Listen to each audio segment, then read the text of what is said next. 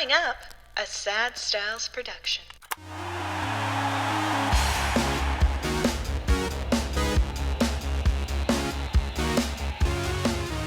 Hello and welcome. My name is Mikey Aaronworth, signing on to the sign-off of Frameworth podcast for yet another week. It is the podcast where we talk about all the stories you didn't know you wished you knew about the world of sports and sports marketing. I'm joined in studio by two guests this time, one of which is the lovely, here as always, Brian Aaronworth, my personal Vanna White. Brian Aaronworth, president of Frameworth. Thank you once again for joining us. Our next guest, if you don't recognize him, most weeks when we have a player on the podcast, we say ex-NHLer, but in this case, that wouldn't be correct because beyond his playing days, he remained with the league in a very significant capacity. He played 14 seasons in the NHL for teams like the Red Wings, Rangers, Maple Leafs, and captained the Winnipeg Jets before retiring in 2001 and taking up an off-ice job with the NHL. He's currently the senior vice president of hockey operations in the NHL's Toronto office and can be found reminiscing about his wars on the ice in the now famous War Room during NHL games. Ladies and gentlemen, Kris King.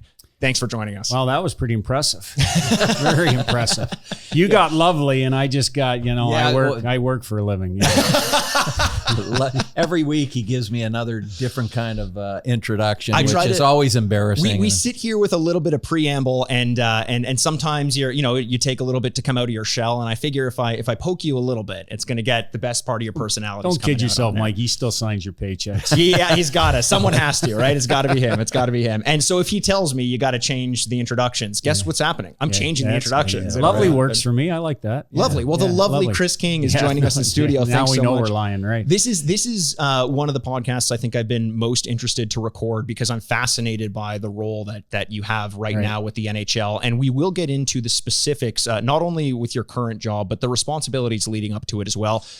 Anytime you hear something like the War Room, that's going to be interested to our listeners. And our listeners, as I mentioned earlier in the intro, are more interested in the off-ice stories, right? As opposed to what happened on the ice. But I think that your on-ice playing days informed quite a bit about how you've ended up maintaining your career post-NHL while you were playing on the ice. So let's get into that a little bit. I want to talk about some of the character building moments in your career that may have led to the type of worker you are with the NHL now and why you have so much trusted responsibility there. In terms of you playing hockey, even pre-NHL, was leadership always a key tenet in your playing style? Was that always something that you felt like you needed to bring to the ice? Well, I think it goes well back before that. I grew up in Hornpain, a little town of 800 people in Northern Ontario. My dad was a railroader who worked really hard, to give my two brothers and my sister a pretty good life in a small town. And believe it or not, I always look back on kind of that key time in someone's life when things kind of set your path for what's next. Sure. And I was 8 years old, and Daryl Sittler, who I know is a good friend of this group, of course, came to Hornpain for our hockey banquet. My dad called up Ernie Lewis, who was the dentist for the Leafs at the time, knowing that Ernie and Daryl were big outdoorsmen. And Daryl agreed to come up and do a fly-in trip and do a hockey banquet in Hornpain. And as a young 8-year-old watching two TV channels, one CBC and one CBC French, you saw Daryl Sittler every Saturday night. And he was, to me, he was the greatest player. That was my team.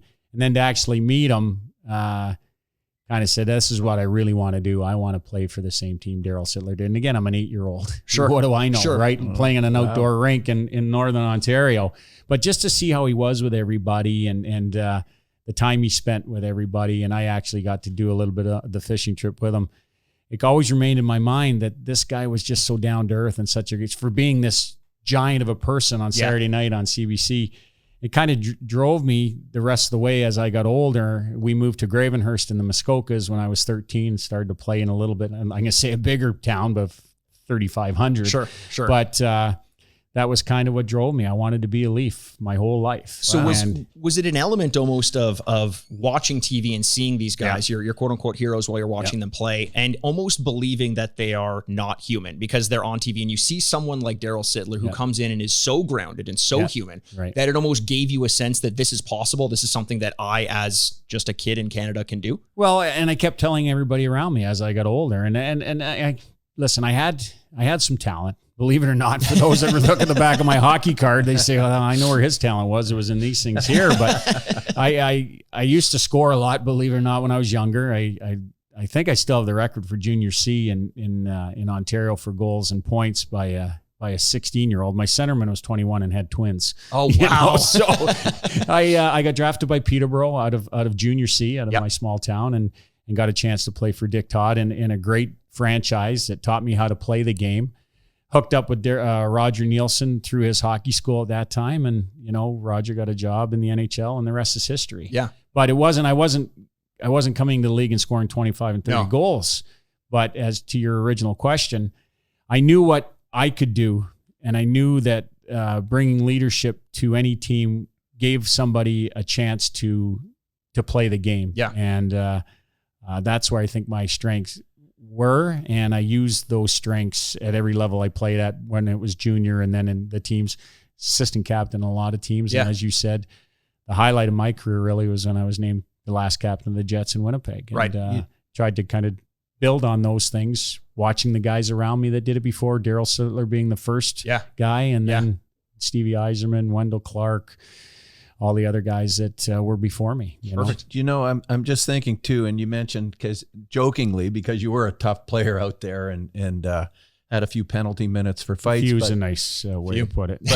But what you also mentioned was I could score goals. And I think back in those days, much more so than how it evolved, you couldn't just be a fighter necessarily. Right. You had to have some skill set. I mean, look, Wendell Clark was one of the toughest guys around, but obviously he could score. So you had to have all-round talent to be able to play in those days. And, well, we've had, when Doug Gilmour was on, it was the same thing. He said, it was all about goal scoring for him. And then the famous line, if you can check, you can play. Right. He had to sort of change his game and make a new name for himself. And it seems like that's the case with a lot of the players coming into it. As well as anybody, that talent can only get you so far once you're in the big leagues. Now, speaking of that, in 1984, you're drafted 80th overall by the Washington Capitals, but you wouldn't play in the NHL until 1987. Now, what's going through your head as someone who has been drafted and is now working your way through the system? Are you thinking, this may be it for me? Are you putting boots to the grindstone? Like you're working even harder than ever now to make sure you secure a spot on your team? Or what are you thinking at this point? It's a great setup for that time in my career where it could have went one of two ways. Right. If it goes the one way, I'm not sitting here with you, because I would have been doing nothing that I'm doing now. Right. Very different. Exactly. I saw my life changing, and it was on a ride back from Binghamton, New York, when I was playing in the minor leagues with Washington's farm team, who they split with Hartford at the time. And I either went east to the International Hockey League and made $11,000 and fought everybody and probably got buried there. Right. Or I decided, you know what? I don't want to do this.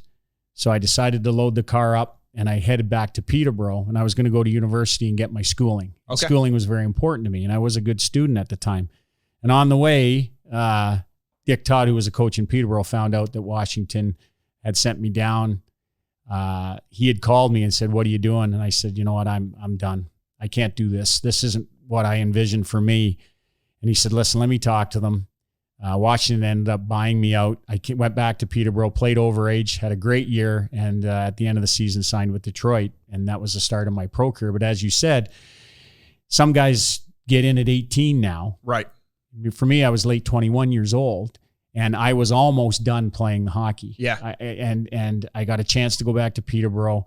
They gave me that second chance, and I took full advantage of it. And, 14 years later, I had the career that I never ever envisioned. We were talking to Gus Badali a few episodes back, and he did something completely opposite. He got to 21 and just decided that it was over. And he didn't make that decision to do what you did to keep your career alive. He just quit and bought into a gas station. Worked out pretty good for him as well. But funny how the two things complete 180 on each one. But it's, in all honesty, looking back, it kind of scares me a little bit, and it has over, post-career, because I don't know. Had Dick not called on my way back, I might have just said I've had enough in school and a new job or something else. A new career would have been realistically in my future. but I really wanted to play the game. It's a game I loved, and it motivated me to do everything I possibly could to get a second crack at playing pro. And as things turned out, Neil Smith was a GM at Adirondack. He wanted me to play there. Detroit had a crazy team that year, and I got to play 3 games. And then Roger Nielsen got the head coaching job with the Rangers. I'd been working for him for 5 years at his hockey school. He signed on a Tuesday, traded for me on a Wednesday because Neil Smith was the GM there. So I had both guys in my corner. Right. And then I got to become a regular NHL player for the Rangers. And like I said, 14 years later, I had hockey cards. I mean, it's Gus, as my dad mentioned, was similar. And he talks about how he was very surprised things worked out the way they did because a lot of it was happenstance. Someone driving into his garage and recognizing him from his early coaching days or playing days.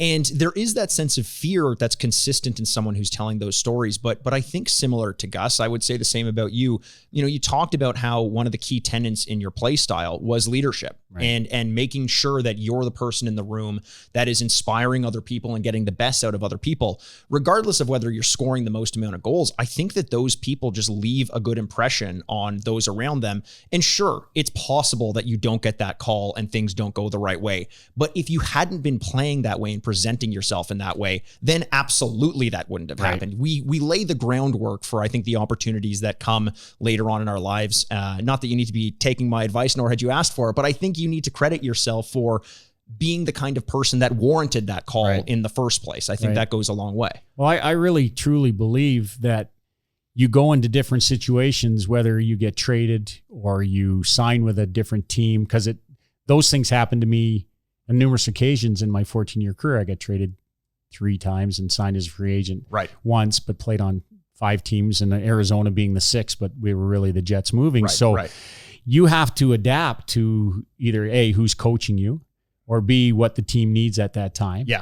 But for me, it really didn't change. I knew that I can come in there and offer some leadership, whether it be to veteran players or new guys coming up, and doing the hard things. Generally, as a 3rd and 4th liner, if you score as a 1st or 2nd liner, you're going back out. And if you don't score and you're expected to score, you're going back out. Yes. Yeah. But as a 3rd and 4th liner, you've got to earn your ice time somehow. And whether that's in the room, trust me, I was raised right.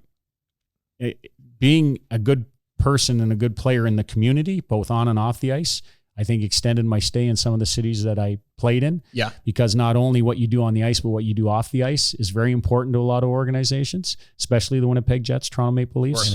So I think that helped me. And I really believe that was something that I got instilled in me as a youngster from my mom and dad. And I truly think that players have to adapt or they don't have a long career. Right. And I looked at every situation that I went in and tried to figure out how I was going to succeed there.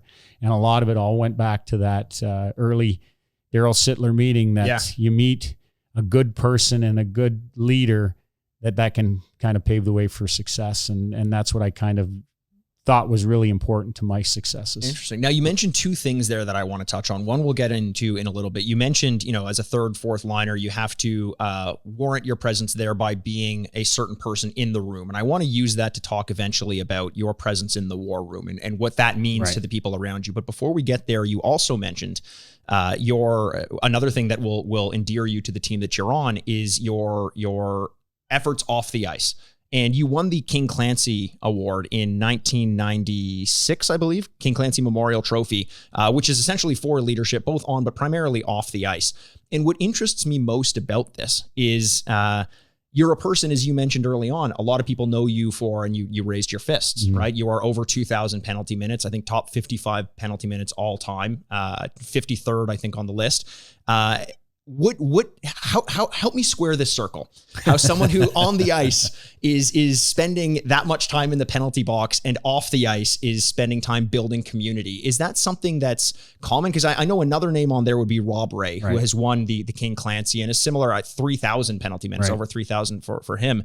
Do you share any similarities? Can you shed some light as to what goes on in the mentality of someone who is known as an enforcer on the ice and then enforces good community off the ice? Well, to me, it's a personal choice, and sometimes I don't think it's a choice. And again, I can't say it enough. I was raised the right way. Right. My dad was a hardworking man. He was a volunteer with minor hockey, and he was on the town council. My mom was a women's auxiliary at the Legion, and they were always helping others. And as a youngster, you see that all the time, and you just think that's the way it's supposed to be. Sure.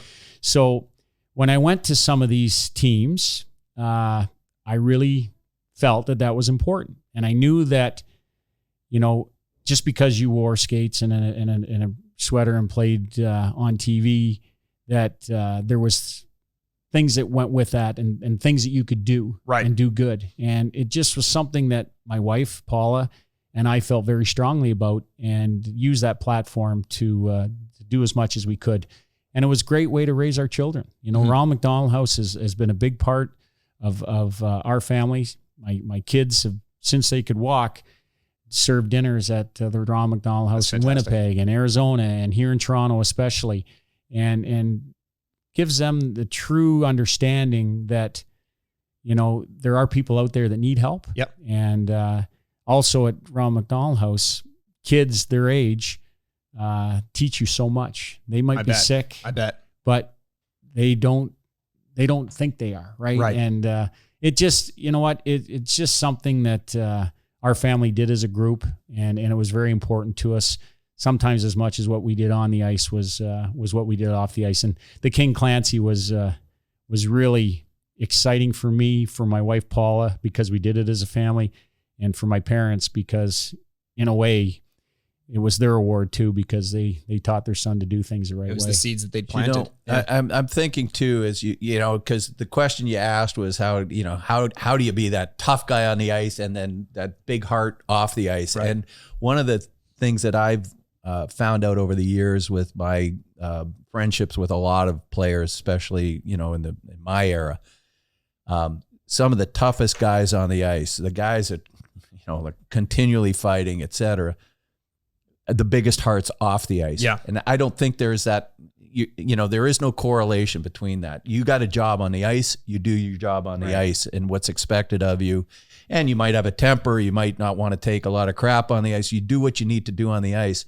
That doesn't mean you don't have that big heart. And you look back at some of the guys afterwards, and the guys that used to continually fight each other. Yes. Probert and Domi and, those type of guys.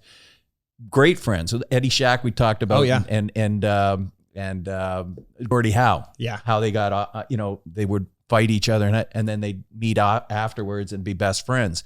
So what you do on the ice is a little different. Is there something to be said? I didn't make it far in hockey at all. So I can only imagine, but is there something to be said about the fact that people who heart is a measure of a person. Right. And heart can manifest itself in different ways. It can be working with the Ronald McDonald House, or it can be standing up for your team and the principles of your team. Is it just that people who have this characteristic of heart can apply it to being passionate on the ice in the form of protecting their team, and also apply it to something like charitable work off the ice? Is there anything to that? Is that common? I think when you mentioned Rob, yeah, and I know Rob a little bit. I mean, we shared a lot of those penalty minutes, yeah, to tell you the truth. But you look at a guy like Jerome McGinley, you look at a guy like Shane Doan. I mean, both great players, both, Hall of Famers. Shane Doan will be a Hall of Famer in my opinion, but a little bit different player, but played that tough game too. Right. I think for me personally, and some of the guys more so in my era, and your buddies that you talked about, that were a little bit before me, all came from small town somewhere, and I really believe that they got a lot of help from a lot of people along the line, and you don't realize it when you're there in the journey, but when you're done and you look back, you see, geez, that was really neat that for sure my small town rallied behind me. Yeah. I remember when I was in Peterborough, my dad and all of his buddies started out, 3 guys and either my younger brother or my sister. That's how they learned to drive. They drive these 3 guys to Peterborough, or actually they drive them home because they couldn't drive home. Fair. Right? They could drive there, but after the game, they couldn't drive home. And then it became 2 vehicles. Right. So my sister was driving one and my younger brother was driving the other. And there were 6 guys from Gravenhurst came down every Thursday night to watch the piece. And not so much because it was a night out, because they came to support me. Sure. Right. And it was really important. And I think in that sense, it's all correlated that, you see it as growing up. For me personally, I've got tons of people that were a big part of my success. And I've moved back to Muskoka now. I mean, I live in the city during the season because we're in that damn situation room every night, you know? Yeah. But when I'm done and I go home for July and August and September, I'm fishing with all the guys that I grew up with. Yeah. And I'm seeing all my dad's buddies that were those guys that came to Peterborough every Thursday night. And to me, that's part of the reason why I was the kind of player that I was. I love that. Yeah. Well, I've said this many times before, but I've been involved with a number of different athletes in different sports, but primarily hockey. And I've never seen, as a group, hockey players tend to be the most compassionate, the most giving. Things are changing with the huge money and all that, but still, I think, and I'm trying to figure out why, and I think the answer really is, I think if you're going to be a hockey player, your parents generally have to be very much involved. You're at the rink at 6 a.m. Right. It's not picking up a basketball and going to the corner court and learning your skills on your own whenever you can. And it's not a shot against basketball players, but hockey is a family sport. Talking to Sidney Crosby's parents and, how they, let him drag his own equipment to the rink just to show. Right. Like a funny story. We're in the rink in Cole Harbor and I'm standing with Troy Crosby and we're watching some kids come out of the rink and one kid's mother's carrying the bag and the dad's carrying the sticks. He says, "No, that's no good." Yeah. So what do you mean? He says, "Kids got to be carrying their own. They got to learn those things." And so it's all the lessons that you learn from. The Mr. Miyagi Karate Kid element. It's all those lessons that don't have to do with fighting and they instill good character into you by the time you're tested. Right. Yeah. And Brian, just to hit on one thing that you said there, and it really stuck with me when you said it, is when you look at hockey players and hockey players in general, there's no better indication of that tightness and that group and that friendship is when you have alumni events. Yeah. And whether they're big events like our outdoor games or whether they're a game on a Sunday in a small town where the Leafs are playing the Canadiens alumni, or you're playing the firemen and the police. Yep. You get in that dressing room and it's pretty cool. Yeah. Like, you know what I mean? It fills that void and it reminds you of why you loved those 6 years or those 8 years or those, for me, 14 years that I played the game, because I had to trust every one of those guys for us to be successful. Yeah. And you might not have liked them all. Yeah. But you had to play with them all and find what worked for that group. And it's hard to explain to people that haven't been in that situation or that environment. But the teams that are successful, the teams that actually can take a group and mold them and do the right things at the right time. And it's a really, really unique kind of situation. I know it's similar in all sports, but in hockey, I think it's very, very unique. I think so. I don't know that there's a sport out there that relies so heavily on what the equivalent of a third and fourth line would be. In the NBA, you have the sixth man award, and that's big. It's one player who comes in but you don't have, the 10th man award. Right. And often championships are won on that third and fourth line. I mean, that's not an overstatement at all. I don't mean to cut you off here, but let's look at recent history. Yeah. I mean, Tampa Bay Lightning lost to Columbus when they had one of the best seasons in modern history of points in a regular season. Right. They were going to win the cup. Everybody's pick. They get beat by Columbus, who was bigger, stronger, knew how to beat them. So what do? They go trade 3 first-rounders for Barclay Goodrow, Coleman, and they put them with Gord to form a third line. And they're like, Barclay Goodrow didn't even get drafted in the NHL. Yeah. He played overage in North Bay, couldn't skate. These guys won them 2 cups, or a big part of it. Yeah. And now Barclay Goodrow, who was making league minimum, signs a huge ticket, New York assistant captain. Another guy, I coached him. His sister's my daughter's best friend. So excited for a guy that took the hard way. It reminds me a little bit of my career. And then Coleman, bouncing around, couldn't play in Jersey, gets a big ticket in Calgary. I mean, that's what teams need is that character. And you surround the right character with skill, you're going to win most cases. It's a bunch of puzzle pieces. It sure is. And the GMs that can figure out how to put those puzzle pieces together are the ones that are usually most successful. Exactly. Right. Now you talk about that and how the NHL almost has this ability to treat hard work with a reverence that a lot of other leagues can't. Finding players who have been playing overage in other leagues and things like that. In terms of the NHL and their corporate policy, do they, I mean, obviously you would think that a lot of organizations are going to be looking for people with an MBA or history in some other businesses, and that's who they're going to hire to run their operations. You retired in 2001. It's 2021 right now, and you are the vice president of hockey operations. Senior vice president. I got a parking spot closer to the elevator. That's all that means. Now, is there an element that you would potentially credit the NHL with of looking for those ex-players who wouldn't have necessarily any experience in business? You mentioned that you did well in school, but in terms of working in a corporate environment and giving a hand out and allowing for them to prove themselves in that capacity, is that something they commonly do? Well, I think we're doing a lot more now. But for me personally, look back to retirement. Nobody likes when they retire. No. Because somebody's telling you just can't do it anymore. Right. In all fairness, in 2020, in 2000, my back was done. Mm-hmm. I had fought too many big guys. I was staying in the Ritz-Carlton, sleeping on the floor. My back was so bad. I had trainers tying my skates. And I'm not making excuses. No. That's just the reality of my end of my 14-year career. Wendell could tell you the same stories. I mean, I used to drive with him from Aurora an hour and a half early so he could get all his needles in his back just so he could practice. Yeah. You know? So it happens, especially when you play the kind of games that Wendell and I did and others. But Coley Campbell was the boss, hockey operations. He had Mike Murphy, who had just, he had coached with in New York and was my coach with the Leafs. So you talk about coincidences or breaks.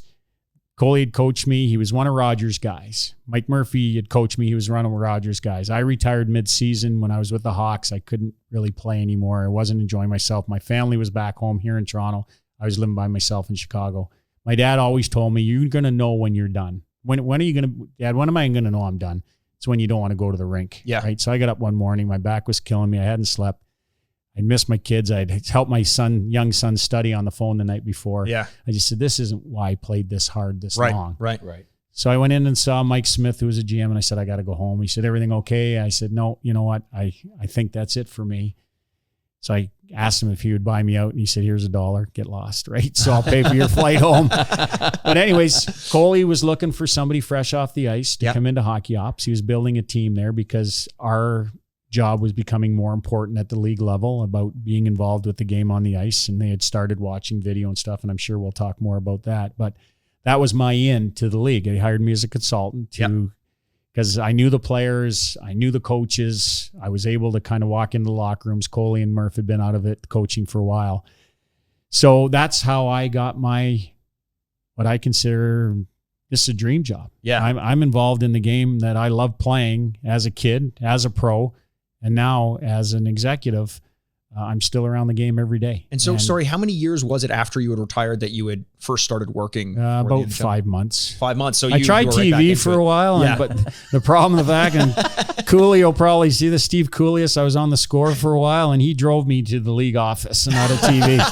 That man is a psychopath, and I've never seen a guy more passionate about the Toronto Maple Leafs. But I did some, I believe it was World Cup, and then I did some Leaf playoff. Yeah. And I found it difficult at the time because you almost had to be a little bit negative when you like, nobody wants to say, oh, that guy's great. That guy's awesome. They want a little bit of negativity. And I just, you know what, you play in the NHL, you're damn good. Sure. Right? Sure. And I was fine in it. I was comfortable with it, but it wasn't kind of for me. And thank God Cooley was such a royal pain in the ass. He drove me into hockey ops. So that was my start. I came back that September and Coley hired me. I worked as a consultant for 2 years and I've been with them since really 2000. Yeah. So this is my 21st year in the league office. So you've got 21 years in league office, but you know, I do want to touch on this because I'm not sure there's going to be another in for it. You mentioned your on TV persona.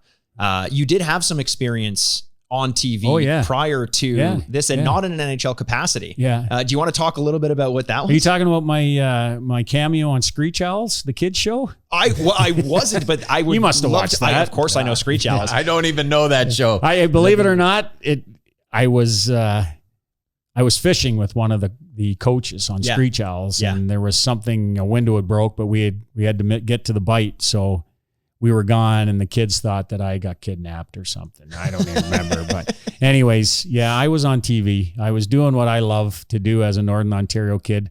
I had a fishing rod in my hand before I had a hockey stick. Right. So I hosted full contact fishing for a couple seasons, and where I'd take guys off the ice and put them in a boat, and the fans got a chance to see Wendell Clark and Mike Gartner and Steve Larmer and all these guys, What in year their would own. you were this been? Oh, geez, I don't know. I was still playing, so it was near the end. So it was in the late 90s.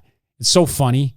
When I go to Winnipeg, I was the last captain of the Jets. Yeah. But more people know me for full contact fishing than what I did. Mind you. Big fishermen out there. Well, we've been talking about fishing, and we'll touch a little bit on For it. sure. But, I didn't realize how big a fisherman Kris is. And was because of his show. So we got to know each other over the years and working together. We fished similar spots. So as we're well. up at the French River. I didn't realize that we were just talking. Our friend Leon up there had guided him out of Hartley Bay. Oh, I didn't know that. Yeah, with Cujo. Yeah, that was the craziest show we've ever done. This was a part of full contact fishing. Yeah. Okay. So we landed in right at the base. Yeah. Right on the water, and we're in one of his big tinnies with the back tiller, and he's going like 90-degree turn here and 180 here, and Cujo's like hanging on, and Cujo's not a fisherman.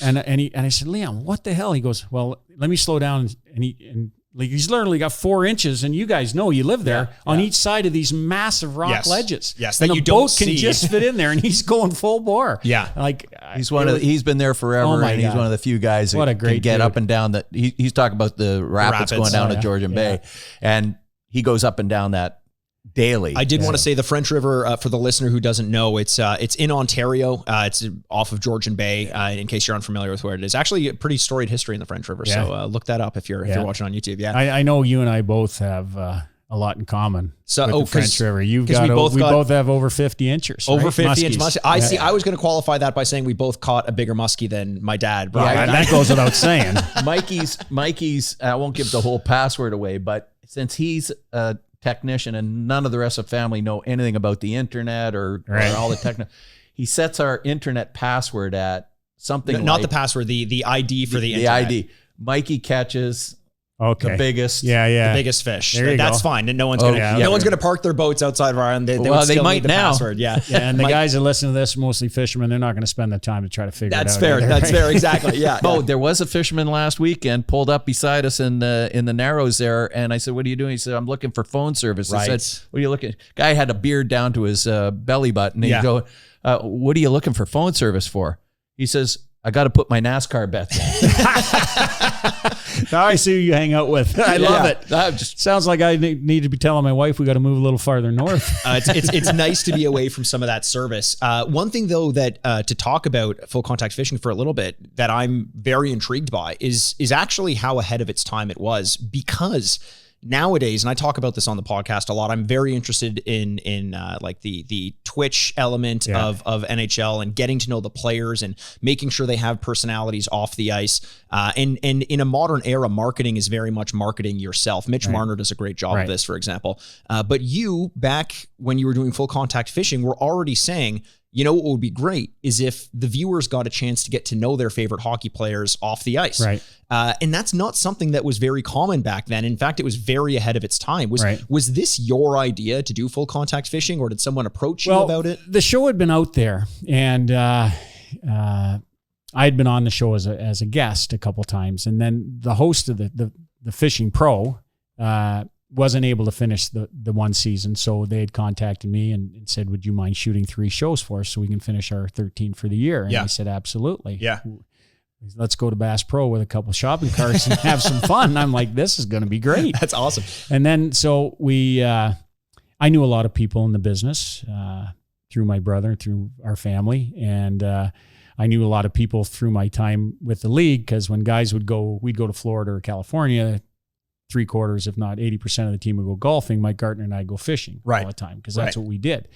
So I knew people that had lodges and different things. And so they asked me if I'd do some more, because I knew the contacts, and we shot a whole nother season. And it went well. My wife didn't really care too much about it, because I was gone all winter and then gone all summer, but I just was having a great time. I bet. Right. But it really worked, because you take the hockey player out of his comfort zone. Yes, absolutely. And put him in a boat. Like Wendell, he likes to fish a little bit, but his show was great. We're up at his cottage there in Kingston, and with Kirk, and we were doing a show in the morning, show in the afternoon, and so I do it with Wendell. He's talking, doing the right thing, and then with Kirk, and Wendell's in the boat beside us, sitting on the motor with a rod in his hand and a beer in the other. So we just had to kind of pan over to say, this is really what Wendell's all about fishing, right?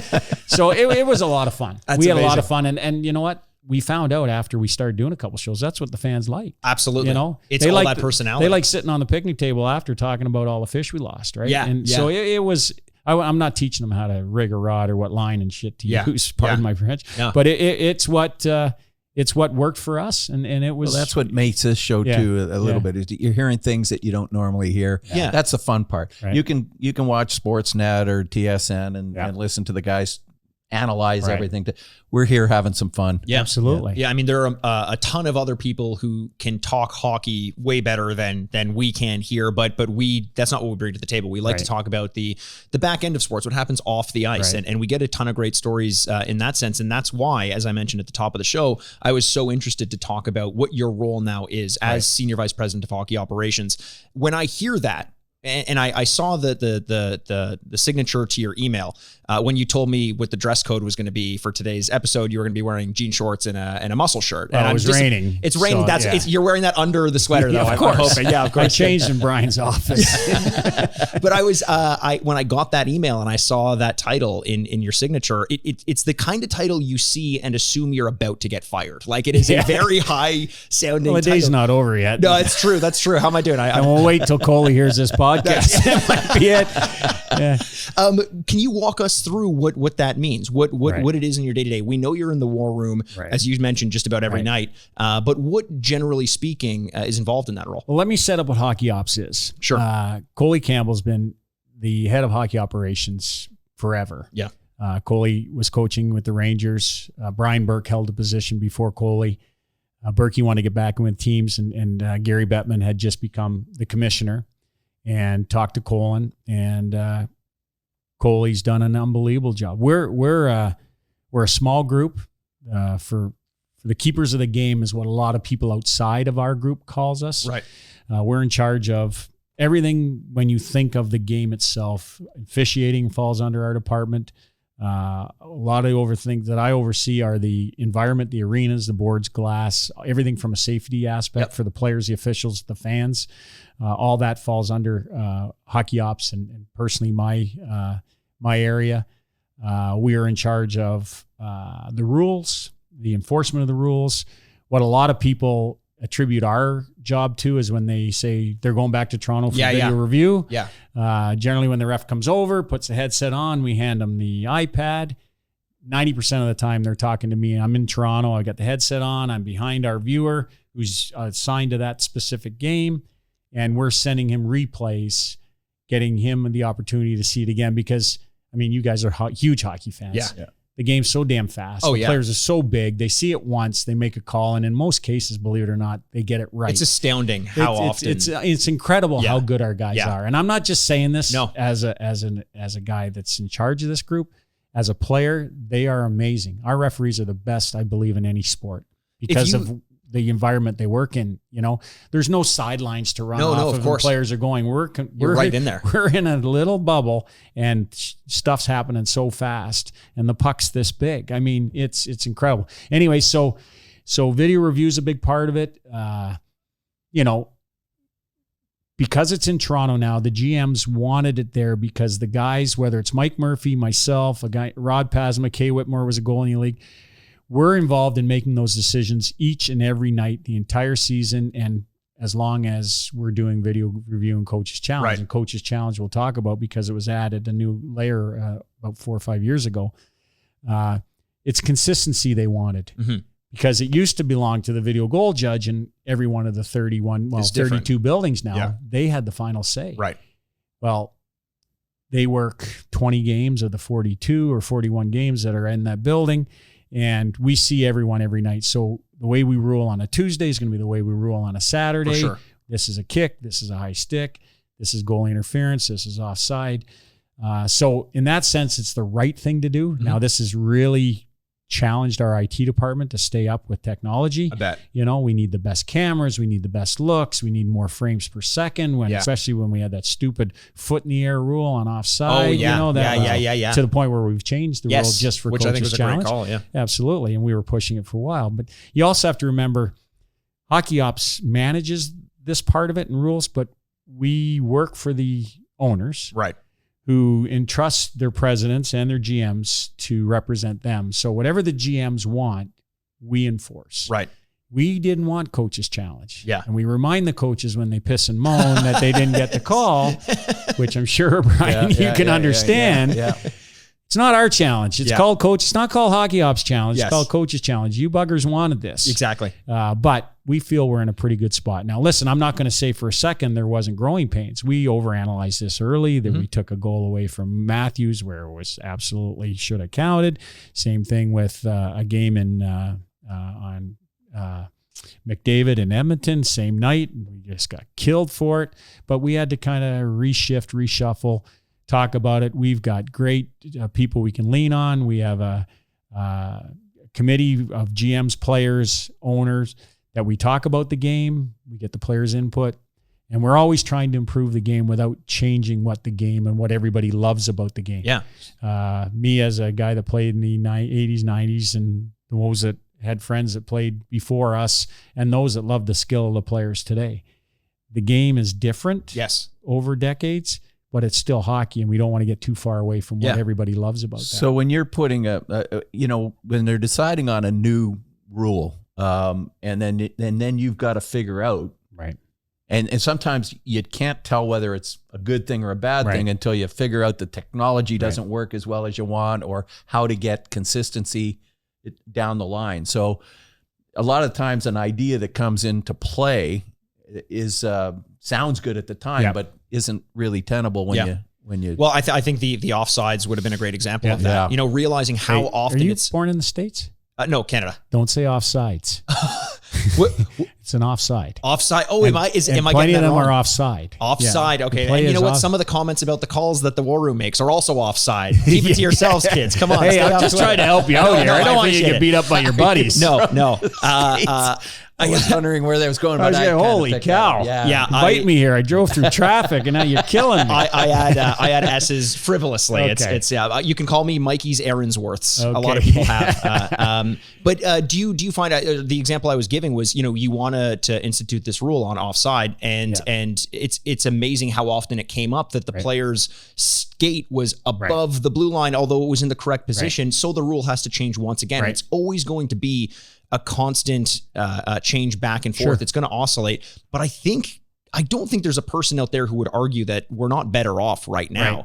For every night, if there's one bad call, there's probably 6 great calls and that are keeping things on track. Now, as a room, there's a lot of pressure on you guys. Absolutely. You mentioned some nights or one specific night where you, in your opinion, could have potentially gotten 2 calls wrong. And what you've done. I never said we got 2 calls wrong. You did. I think what your point was saying other people might have thought. Okay. Wrong. I'm kidding. Or we've made mistakes, but I was off those nights. Not your responsibility. How much pressure is on you guys to make a call? Is there always a thought in the back of your head that if something goes wrong, we're taking this home with us? Or do you just do you have the ability to completely shut that out? You know what? Let me try to paint the room here. Sure. I think it'll set up for not only you, but for everybody. So you walk into the video room in Toronto and we've got 500-inch TVs on the front wall. So behind you, okay? Yeah. Over here, we've got 2 more 100-inch TVs because, believe it or not, as soon as we add one more team, we add a lot more games, okay? So each one of those 100 inches can be split into 4 games. Right. So if we've got 11 or 12 games on, we're watching them all in Toronto. There's not one game that's not on TV anymore. Yeah. When I played, if there's 1,000 games, there's 500 on TV. Right. In SD, right? Yeah. Everything's grainy. Yeah. Everything's in HD now, 4K. I mean, it's hockey and golf are awesome. You know, today. Yeah. So we're watching them. So you literally walk up 5 stairs, both sides. It's a bridge. Mike Murphy's over on the left. I'm on the right. Rod Pasman's in the middle on the front of the big board where he can talk to the video goal judges by pressing a button in every building. Right. In front of us, where you are, there's series of workstations that consist of 4 50-inch TVs And on one of those TVs, there's 14 camera angles that our viewer that's doing the Leaf Carolina game can watch that game. He's making notes through the whole game on his computer through an NHL program that's built for us, which is mostly built for officiating. Okay. All those clips, there's a clip added to it as soon as he types anything in. So Stephen Wackham, head of officiating, can coach his officials. What would those notes be tracking? Good calls, missed calls. Okay. Offside, challenges, penalties, goal, everything. Okay. Because Stevens brought, not that the other guys didn't, but technology's allowed him to have a guy working in San Jose last night that may have missed 2 calls because of positioning. He can call him this morning and say, hey, Gordy, grab a coffee, have your iPod, or your laptop. Let's go over these 3 calls last night. Oh, wow. Open them Wow. up. Let's talk about it. Would that criteria be used to decide, the level of the referees that you Ryan, the biggest part of a referee's year is being named to the Stanley Cup final team. Right.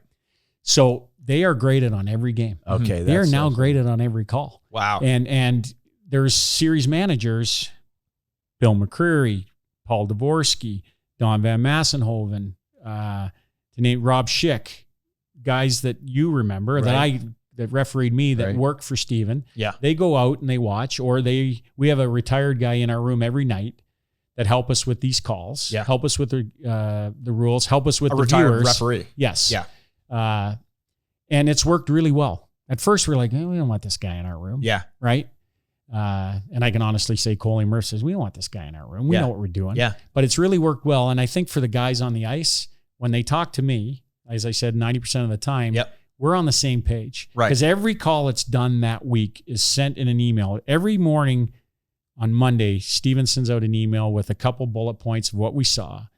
And here's all the coaches' challenges from last week. Here's all the video reviews. Right. Here's calls of the week. He's always building his group up. Yeah. Right. And they're an interesting group. Again, they make a call. One team thinks it's a great call. The other team thinks it's an absolutely crap call. Yeah. Right. So consistency, getting back to when we talked about the room and why it happened, was so the same guys were involved in the decisions. And to your point, and it was a great one, we have a rule change or somebody brings something to the group through the GM's meeting. The owners all have buddies that, they sit in their box and they say, wouldn't it be great if you didn't have to touch the ice with your skate? So then it comes to the GMs, they bring it to us. We've been talking about it for years and trying to change it because even with the good cameras, you can't tell if that's silver blades on the ice. And those are the ones that you're sitting at home going, what the hell? And does it even matter at that point? It doesn't matter because he's not involved in the play. Exactly. He's in full stride. Yeah. He has nothing to do with it. So believe it or not, offside has been the hardest part of Coach's Challenge. Wow. Because everybody thinks you're either offside or you're not. Right. But they didn't think about the tag up. And then the guy's in the zone, but he touches the line before the guy actually touches a puck in the zone. Yeah. There's a lot of people out there, and our media included, that don't get it. Yeah. And we've seen things. You think of all the guys. Coley played forever and worked forever. Murph played forever, worked forever. Jim Gregory, God rest his soul, had been around hockey his whole life. We'd see things every other week that we'd never seen before. Yeah. Right? Well, what about Kachuk just recently? Yeah. I don't know if you guys saw this, but I saw puck it. I'm sure you would have seen it. Yeah. Puck going out of the rink over the boards. Yeah. He's sitting on the bench, out of play. Obviously, he's on the bench, and he raises his stick and stops the puck from going over the glass. So did it go over the boards to avoid, or it didn't go over the glass, so there's no delay of game, but he interacted with the play as someone who is off. And that's where you expand on the gray in the rule book and make the right call. Exactly. Right? But there's no black and white rule there, but our officiating group gets together. They talk about it. And, we can't officiate from Toronto. Right. We can help with reviews and challenges and high sticks now. We can put the referee on the headset and show them kick pucks and stuff before, because we need them to make a call on the ice. We have nowhere to work from unless they call goal or no goal. You know what I mean? Right. So if we're going to overturn them, we can't overturn this. Right. I don't know. What am I overturning? Yeah. Right. And that's been a really important part of our job.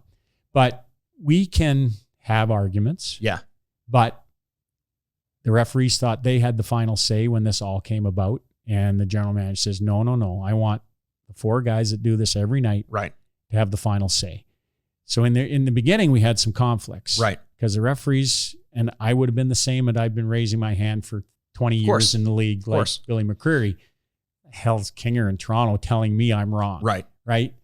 But Billy made cup calls in real time, seeing it once. Yes. Now we have the ability to show them slow motion, frame by frame. Here you go. You know what you thought you saw really didn't happen. Yeah. And they're better now. Like they just want the game to be called right. For sure. I can imagine that. I mean, I could imagine not wanting to give away that control, or I can imagine some referees taking it personally as though we're saying there's still some. There's an element. Of course. But at the same time, I mean, TV doesn't lie. Yeah. Right? Yeah. Like you can miss a call and hear about it for months. I'd love to read you a text from David Poyle when, he thought should have been a whistle or shouldn't have been a whistle. They scored a goal. One of our referees killed the play. The puck was laying beside the net. They shot in and they lose a game by a goal. Right. And they would have won the game. They would have been a tied series. They end up losing that game. And was it Pittsburgh? Nashville? Anyways, they lose the cup. Yeah.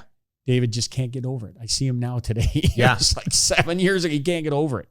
That was Pittsburgh, Nashville. I think I remember that one specifically. But you're so invested in it. Yeah. You live it. And David might not get another chance. This was his chance. And, Laviolette's texting me as I'm going home. We're just trying to get out of the rink. This was horseshit call, But so to your point, yeah, like you make tough calls. Right. You make really tough calls. And a lot of the time, the tougher calls are in the playoff when they're so much more magnified. And thing that's helped us with some of these calls, the coach's challenge, is the penalty for being wrong. And not just, it used to be you just had to have a timeout. Right. But really, that's no deterrent. Yeah. Because sometimes guys were calling just to give their team a rest. Yes. You know what I mean? Because it's more than the 45 seconds you get for normal timeout. Yep. They do a coach's challenge, you're getting 2 or 3 minutes, right? Right. So now if you're wrong, the goal counts, and now you're killing a penalty. It's a 2-goal swing usually.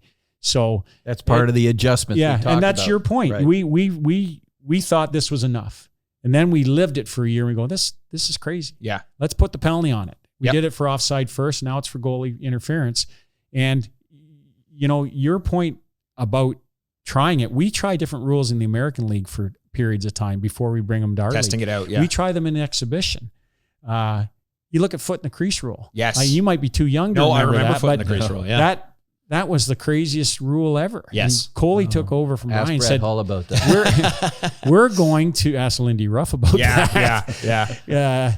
We're going to have to change things because the game changes and history changes things. But when there's guys like Coley and Murph, and again, Jimmy Gregory, Lou Lamoriello, Kenny Holland, they're going to maintain the game that we all love as much as we can.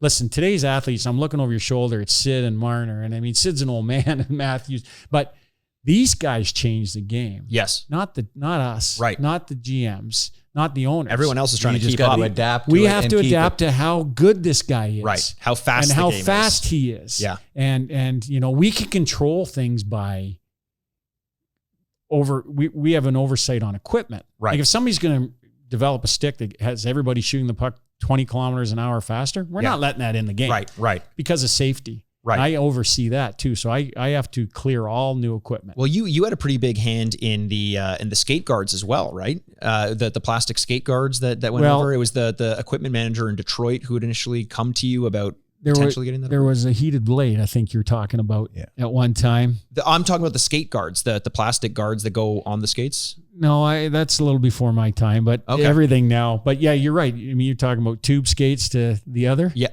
It was a Toronto Star article about the. Oh no, you're talking about the actual foot protection. The protection. Okay, Yeah. So I mean, typically a company would, like, we have 4 big companies and don't have to name them that make most of our equipment. Right. But there's other little people out there that want to have a piece of the NHL. And so this guy developed a boot that went over your boot. Yes. Because guys shoot the puck so damn hard and everybody wants to block shots now. They teach that. Yeah. So yeah, you're right. So we had to make sure that these things weren't going to blow up and crap all over the ice, and which we found out they did. So we made them make better ones. And so we're always trying to protect our players as best we can. It doesn't help us at the league to have Sid or Mitch sitting in the crowd watching games. Exactly. You know what I mean? Yeah. So yeah, that's all part of it. Like it's the encompassing part of the game. And it feels, people, we talk about the benefits of hockey and how it's very forward thinking in terms of developing character. But I think because of that, probably for the same reasons why it develops good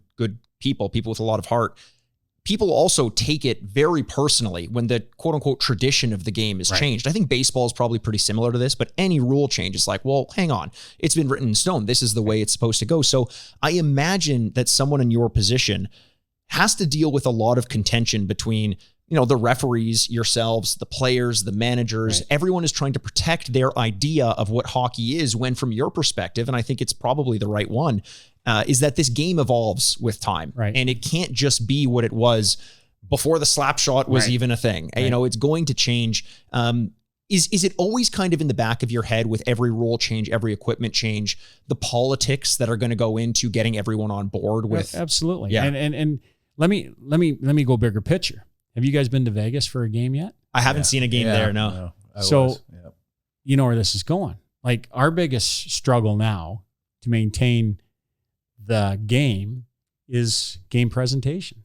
Because everybody goes to Vegas because Vegas is fun, but they also want to see their show, their pregame show, their intermission shows, because nobody does it in the league better. And they've taken Vegas and put it in an arena, and it worked right away. I saw Imagine Dragons there as a exactly. pregame show. Wow, how the hell? Yeah. And we fought with them about stage on the ice. Right? My Dan Craig, who is retiring next week, our ice guy, he's losing his mind because there's metal pegs on his ice, and it's a playoff game. But we're trying the integrity of the playing conditions for our players. Right. But so now I just get back from Seattle. I was going to ask about that. That would have been. They hired all the number 2 people from Vegas, and my son, ironically enough, is the head ice guy. So Paul and I flew out for his first game. You know, some of these guys, their kids are playing in the league. They were NHL pros, and they show Louis DeBrusque and his wife sitting up there watching Jake. They didn't show Paul and I standing in the Zamboni watching our son move a net, but we were as proud as he was. You know what I mean? Of course. But they've got this horn when they score that knock a submarine out of the ocean. It's this old fishing bell. But they've got the light show. They've got the ice guys. They wanted to put tentacles in all the ice shovels. My son's like, can't do that. We got to get the ice or the snow off the ice. Of course. So everybody wants to entertain. And the team wants to have a great lineup to entertain through hockey, but the game pres people, they're paying big money for tickets. They want to give them the best show they can, so they keep coming back. So your point you have to evolve. Some don't like it. But listen, that's the business. It's a business. It's a huge business, and you have to do your part to try to make sure everything kind of works together, which we do with our outdoor games and our big events. I run those for us as well. I oversee all that. And my job with those is making sure that all of our departments get along nice. Because I can be the guy that comes in and is the bad guy because I have the game in my pocket. You and I would have a lot in common there. My dad being the marketing person at Frameworth and always having the new ideas and where the company should be going. He has an idea. He does a hell of a job. And he does a fantastic job at that. It's a lovely job at that. I love lovely job. You know what? Next time you never using that word again. Kind of stuck in my craw when you said that. This is a lovely river. This is a lovely cottage. Hey, that's I'm from now on, you may have canonized that introduction. You know what? I know we're probably getting short on time, but there's a couple of things I wanted to cover too. One, what a great guy. And I don't even know if you know this, but I was in Pittsburgh one time. We were down there for a playoff game. I think Judd over at CAA, I said, look, my family, big Pittsburgh fans, they're driving down. I flew in ahead of time to do something with Sid. And I said, look, I've got 3 tickets. I need 2 more, 3, whatever it was, 3, and I need 2 more. And he, no problem. Sidney's agent or assistant or whatever. So I get a call. I'm down there, and I phone. Well, did you get the tickets? Oh, I'm having a bit of a problem. I'll let you know. I said, well, they're on their way down in the car. I've got to go to StubHub or something. I got to find tickets for they're not coming all the way down, and 3 of us are going to the game and 2 aren't. So now I'm shitting myself because I'm thinking, how am I going to get these tickets? And it was a tough ticket to get. It was. I'm sitting at the City Grill there and having a steak at the bar. There's no seats in place. I get a tap on the shoulder. It's Kinger. Yeah. Hey, how you doing? What do you? Oh yeah. Oh, I just came down. I told him the story. My family's coming down. He says, well, I told him we were having a hard time getting the tickets, and I didn't know what I was going to do. And he said, well, don't do anything yet. Next day at noon, I still don't have tickets for that night's game. And I'm at having lunch at another place. I get a phone call from him. Got you 2 tickets. Some of our guys didn't show. And we know each other, or knew each other back then a little bit, but for him to go out of his way and do that, that's part of that personality that I really appreciate. What a lovely thing to do for us. You still haven't paid me for them, by the way. Were they for you? No, so we went as a family, and what a great night that was. They didn't win that game. Right. But then I went home the next day, and then I think the next game was in San Jose, and I get a call from Troy Crosby, and he says, hey, why don't you come down? And I fly down. My wife was a flight attendant at the time, so maybe I will. Mm-hmm. She says, go ahead, go to San Jose, see the game. I go down there. We meet each other at the airport. We're going, I think we flew into San Francisco. Yeah. Hey, I've got a car rental. I'll drive you down there. Yeah. And he went out of his way to take me to the small town outside of San Jose. That's amazing. The hotel was in. That was me and my buddy Wes. Thank you. That's right. And we talked the whole, and we kind of solidified a solid friendship at that point. But one of the things that I was privy to, which I hadn't done before, John McDermott is a mutual friend. So I'm Singer, going to the been game. On the podcast as well. John was on a number of weeks ago. And I'm going to the game with him. He says, meet me in the lobby. He says, we're going to do something special. And he had some other friends with him. And all of a sudden he says, we're going up to see the War Room before the game. Oh, that's fantastic. And Kris was great enough to give us a tour and it was an amazing place. Like, it blew me away. Yeah. Screens everywhere, people all at desks and watching monitors already. And that blew me away. But what was more interesting is what I've just learned from this podcast, which is I'm amazed at all the other things that go on. Everybody hears the War Room and they just think, well, this is hockey operations and they just watch video reviews all day. I had no idea the scope of what you do. And you just got back from Seattle to do the inspection on the rink to make sure it's all safe. Right. Those things, rule changes, analyzing the referees, all this stuff that came out, I had no idea. Yeah. I think the only other podcast that I learned more about was Gus, or as much as Gus Badali's, where I had no idea how he came to, and this one, what you guys do behind the scenes. It's funny because halfway through I was like, we haven't talked about operations at all, and I could fill another hour with this. So we'll have to get you back maybe we'll do that again, at some point. Yeah. Or get you up to the room once COVID allows it. Ooh, that would be that would be like that. You know what we could talk a lot of operations is inefficient boat. Oh, that's where I do. That's where I do my best talking. That's right. Have I showed you the picture of the muskie? Yeah. Live. We're going to show that. We're going to get that. You want to see a muskie? For those of you that don't fish, this is the fish you want to freshwater fish you want to catch. Still shaking, and it was last fall. Yeah. You don't forget those ones. There's certain things like I scored. I'm gonna say scored a lot of goals. I scored some cool goals. Right? Yeah. But there's nothing like when you're pulling in a big muskie like that. It's. I mean, you and I would know that. Yeah. We'll show you a picture of. We'll try to explain it to you, Brian. Yeah. If you're watching, these two guys have caught the 50+ He's that guy that always loses one. But I had one and the net broke. But other than that, we're gonna do that. We'll put a picture of this if you're watching on YouTube. We'll absolutely get a picture of that fish and we'll try and get Kris back at some other point because there's so much more to talk about. We could fill a whole other hour. We're running a little bit low on time. I did want to mention, because we were talking about at the top of last episode about some of the iTunes reviews that you guys have been sending in, and we're going to be collecting some of those and eventually sending out some giveaways, but not every week there's going to be a giveaway, but we do want to point to some nice ones that we received. 100 Years via Apple Podcast, Stick Taps for a one-of-a-kind podcast. If you're passionate enough, autograph collector, this is a can't miss, must listen podcast. I consider myself knowledgeable collector who understands the business, and I learn something new every episode. Tree Picks via Apple Podcasts. Brian and Mikey have a great show. Well, thank you very much.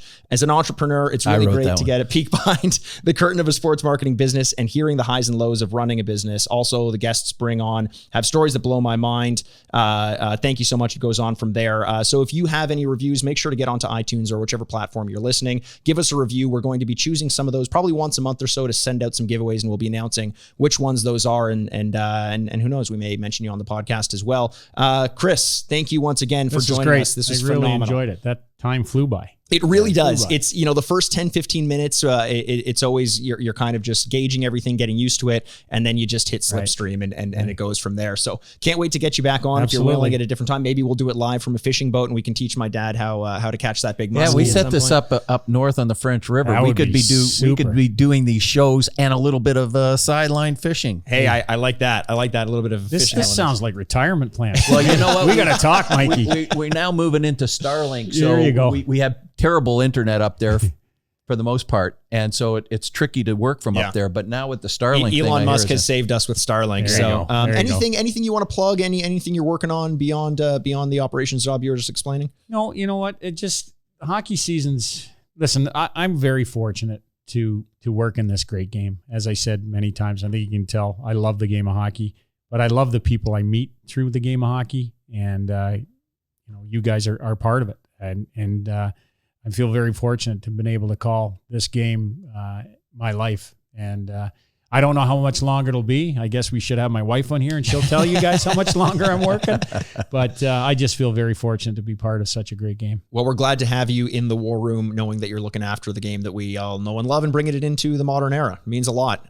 Once again, for Kris King, Brian Aaronworth, president of Frameworth Sports Marketing, I am Mikey Aaronworth, host of the Sign Off podcast, and this is us signing off.